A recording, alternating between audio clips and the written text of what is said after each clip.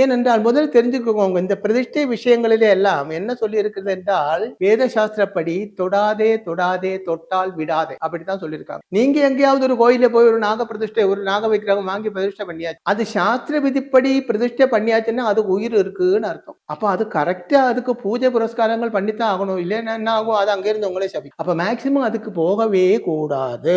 இனி நாகதோஷம் இருக்கா அப்படின்னு தெரிஞ்சா எப்படின்னு தெரியணும். லக்னத்தில் ராகு இருந்தால் மட்டும்தான் ராகு தோஷம். லக்னத்தில் ராகு பார்வை இருந்தால் ராகு தோஷம் கிடையாது.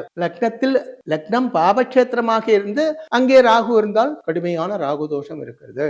இல்லாமல் அதுவும் லக்னம் பாபக்ஷேத்திரமாக இருந்து அங்க ராகு இருந்தால் கடுமையான ராகு தோஷம் இருக்கிறது. இல்லை என்றால் இந்த 12 ராசிகள்ல ராகுவுக்கு எங்கேயாவது இருந்துதானே ஆகணும், வேற எங்க போறது? பல பேரும் சொல்லுவாங்க ராகு தோஷம் இருக்குன்னு சொன்னாங்க சுவாமி, அதுக்கு நாக பிரதிஷ்டை பண்ணியாச்சுன்னு. மடத்தரம் பண்ணாதீங்கோ. அப்படி பண்ணியாச்சுன்னா நல்லதை விட உங்களுக்கு சாபம் தான் உண்டாகும்.